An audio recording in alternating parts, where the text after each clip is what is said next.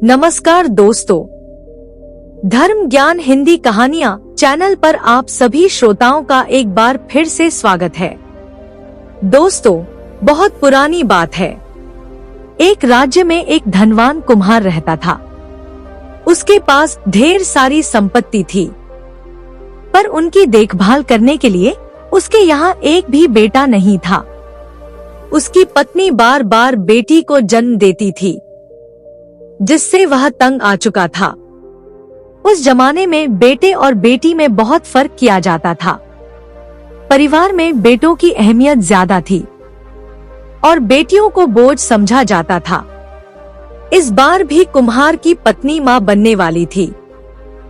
बच्चे के जन्म का समय करीब आने पर पत्नी जब रिवाज के अनुसार मायके जाने लगी, तो पति ने कहा, इस बार भी अगर बेटी लेकर आई तो मैं तुझे और तेरी बेटी दोनों को किसी व्यापारी को बेच दूंगा। पति की बात सुनकर पत्नी बहुत डर गई और चुपचाप अपने मायके चली गई।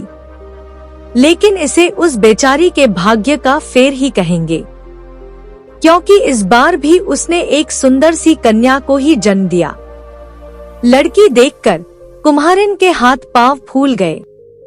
किसी को कुछ खबर होने से पहले ही उसने अपने दिल पर पत्थर रखकर उस नवजात कन्या को एक बर्तन में डालकर ढक्कन लगा दिया और उसे नदी में बहा दिया।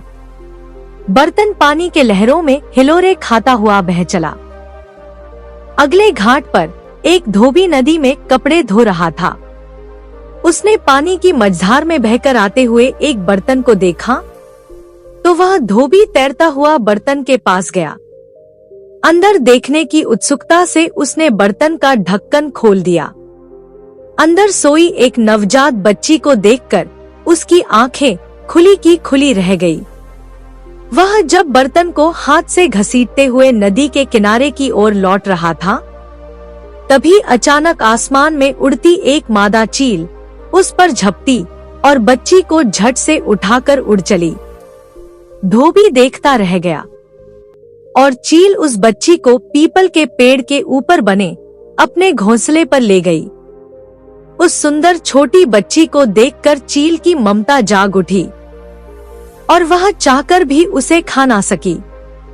उसने उसे अपनी बेटी की तरह पाल पोस कर बड़ी करने का निश्चय किया। अब से हर रोज जहाँ कहीं भी खाने की कोई अच्छी चीज देखती, चील उसे झपट कर ले आती और अपनी बेटी को खिला देती। चील की बेटी धीरे धीरे बड़ी होने लगी।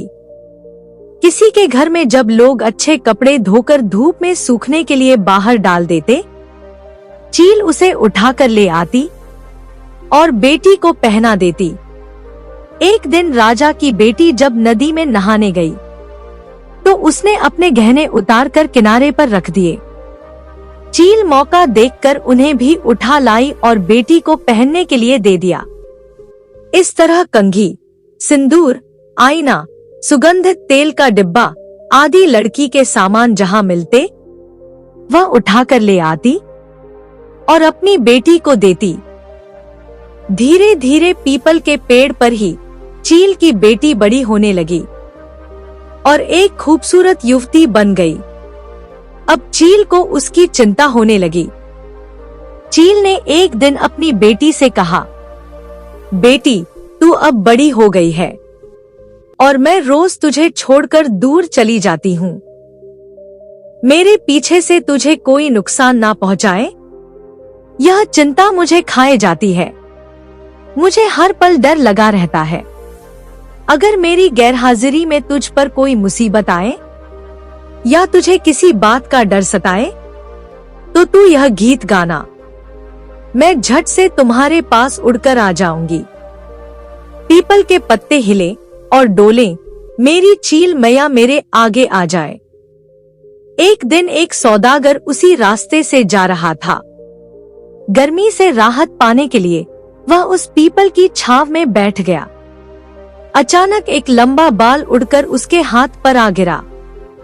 उसने चारों ओर नजर फेरकर ऊपर की तरफ देखा, तो चील की सुंदरी बेटी दिख गई। वह उस समय कंघी कर रही थी। उसने आज तक कभी किसी इंसान को नहीं देखा था। जब सौदागर ने उसे सवाल पूछना शुरू किया कि तुम कौन हो, कोई अप्सरा हो या कोई पिशाचिनी जो यहाँ पेड़ के ऊपर रहती हो? अगर तुम कोई इंसान हो तो पेड़ पर क्यों चढ़ी हो?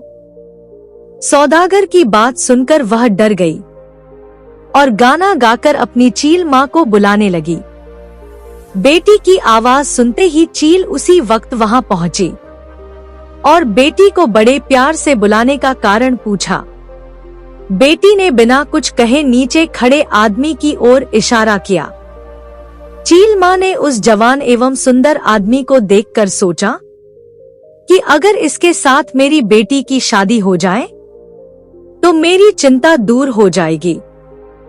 वह नीचे उड़कर सौदागर के पास आई और उसे अपनी बेटी के बारे में सब कुछ बता दिया।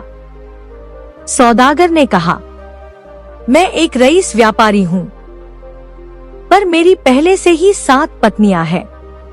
अगर इस बात से तुम्हें कोई आपत्ति नहीं है तो मैं तुम्हारी सुंदरी बेटी से शादी करने के लिए तैयार हूँ। मैं तुम्हें यकीन दिलाता हूँ कि उसे बड़े ही सुख एवं प्यार से रखूंगा और कभी कोई कष्ट नहीं दूंगा। चील माँ कुछ देर के लिए सोचती रही, फिर वह अपनी बेटी को समझा बुझाकर पेड़ के नीचे ले आई और उसने अपनी बेटी का हाथ सौदागर के हाथों में सौंप दिया। उसने माँ से बिछड़ने के गम में रोती बिलखती हुई अपनी बेटी से कहा, जब भी तुझे मेरी जरूरत होगी तू वह गाना गाकर मुझे बुलाना, मैं उसी वक्त तेरे पास हाजिर हो जाऊंगी। सौदागर चील की सुंदर बेटी को घर ले गया और बहुत ही प्यार से उसके साथ जीवन बिताने लगा। परंतु यह बात उसकी पहली पत्नियों को सहन नहीं हुई और वे मन ही मन चील की बेटी से ईर्ष्या करने लगी। वे छल कपट से उसे कष्ट पहुंचाने लगी। एक दिन 7 पत्नियों ने आकर उसे सबके लिए दाल भात और चोखा बनाने को कहा। चील की बेटी की आंखों के आगे अंधेरा छा गया, क्योंकि खाना बनाना तो दूर, उसने आज तक किसी को खाना बनाते हुए भी नहीं देखा था। उसे कुछ नहीं सूझा। वह रोती बिलखती घर के पीछे लगे केले के पौधों के बीच छिपकर वही गाना दोहराकर अपनी चील माँ को बुलाने लगी।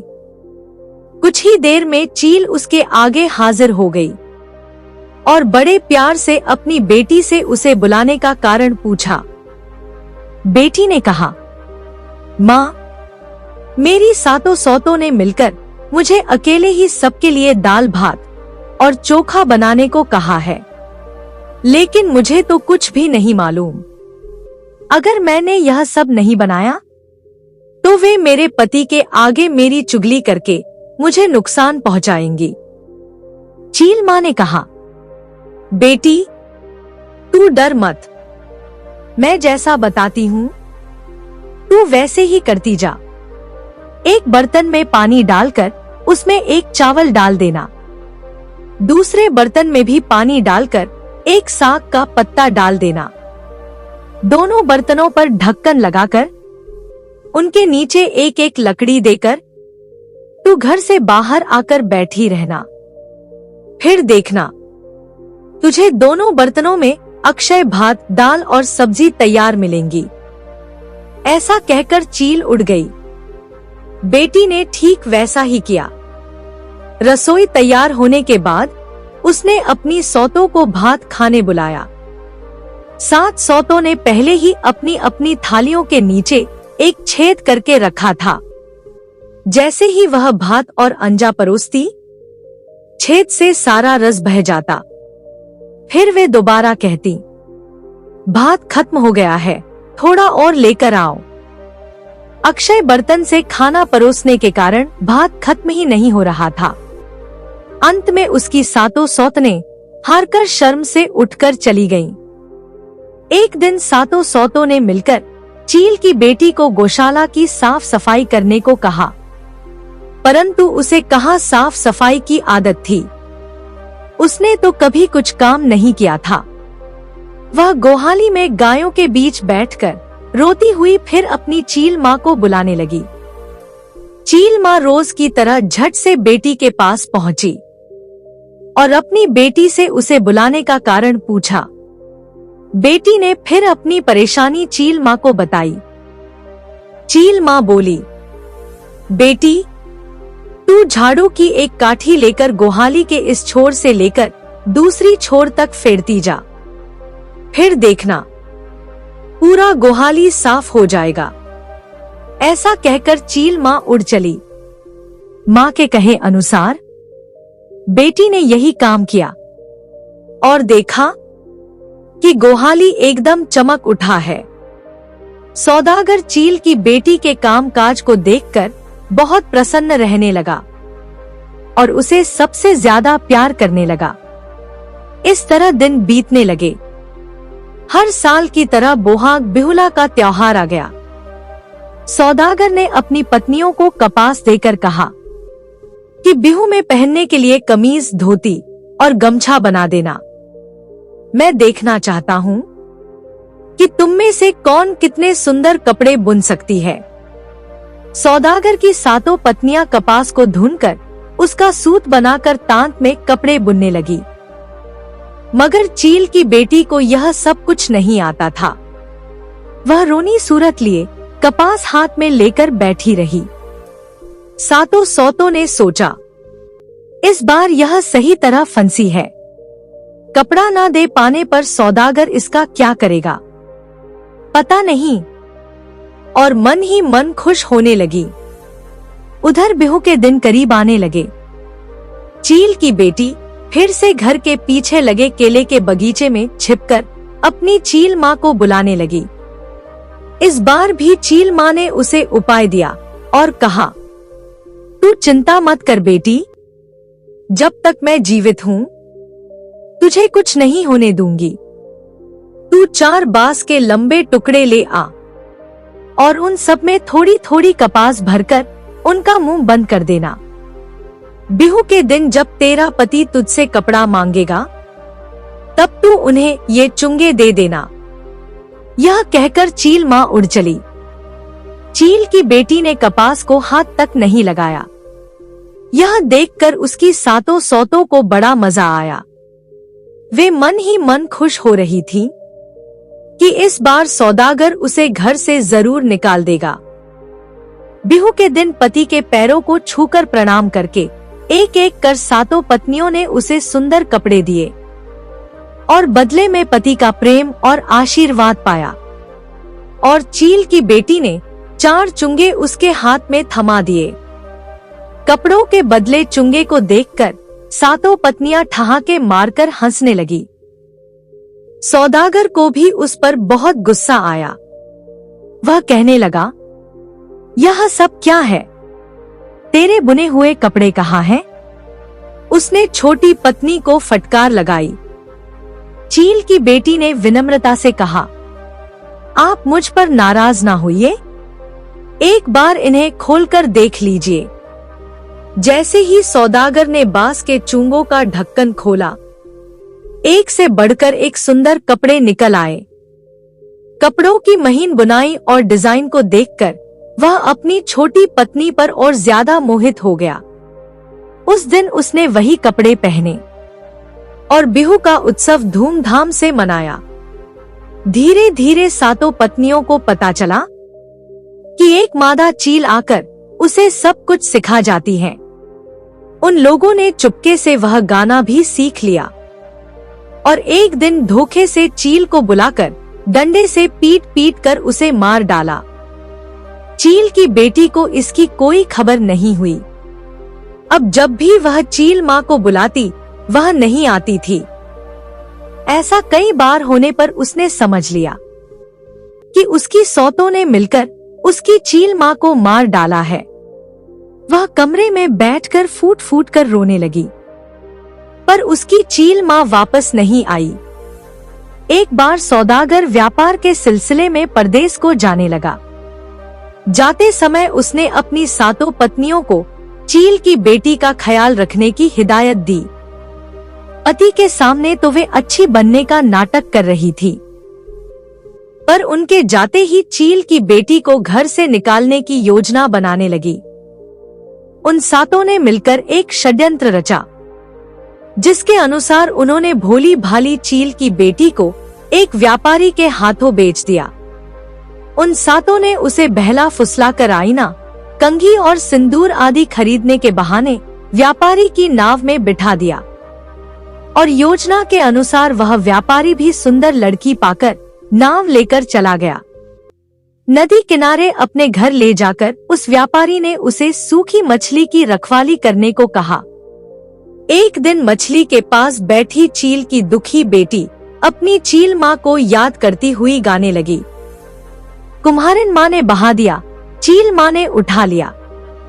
सौदागर कुंवर ने शादी कर ली, सातों सौतों ने व्यापारी को बेच दिया और व्यापारी ने सूखी मछली की रखवाली करने को कहा।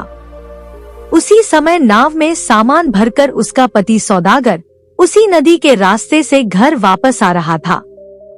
उसने अपनी छोटी पत्नी की आवाज पहचान ली और तुरंत नाव लेकर उसके पास गया। उसकी आप बीती सुनकर उसे बहुत दुख हुआ और उसे अच्छी तरह नहलाकर नया रहा मेखला चादर पहनाया। फिर उसने एक बड़े से लकड़ी के बक्से में सांस लेने हेतु 2 छेद किए और उसके अंदर चील की बच्ची को चुपके से बिठाकर घर ले आया। सातों पत्नियां पति को नाव में ढेर सारा सामान लाते देखकर फूली ना समाईं और उनके स्वागत के लिए सज धज कर बाहर आ गई। सौदागर ने पूछा, मेरी छोटी पत्नी कहाँ है? चील की बेटी कहीं दिखाई नहीं दे रही है, क्या उसे मेरे आने का पता नहीं है? सातों सौतनों ने जवाब दिया, वह अपने मायके गई है। सौदागर ने कहा, परंतु मेरा मन कह रहा है कि तुम लोगों ने उसके साथ जरूर कुछ बुरा किया है। कौन सच कह रहा है और कौन झूठ, अभी सब पता चल जाएगा। सौदागर ने घर के पीछे एक लंबी गर्त खुदवाई और उस पर नुकीली लकड़ी, कांटे आदि डाल दिए। उसके एक छोर से दूसरी छोर तक पतली एड़ी सूत बांधकर सातों पत्नियों को उस पर चलने का आदेश देते हुए कहा, जो भी इस एड़ी सूत पर चलकर गर्त को पार करेगी वही निर्दोष साबित होगी। एक एक करके सौदागर की 6 पत्नियां उस गर्त पर गिरकर परलोक सिधार गईं। 7वीं पत्नी सच में निर्दोष थी, इसलिए वह सूत पर से चलती हुई गर्त के पार पहुंच गई। जिस वक्त सौदागर की 6 पत्नियां चील की बेटी को बेच रही थीं, उस वक्त वह पाक घर में भात बना रही थी। उसे अपनी सौतनों के इस षड्यंत्र के बारे में कुछ मालूम नहीं था। इसके बाद सौदागर ने लकड़ी के बक्से से चील की बेटी को बाहर निकाला और अपनी दोनों पत्नियों के साथ सुखी जीवन बिताने लगा। उन 6 पत्नियों को उनकी करनी की सजा मिल गई।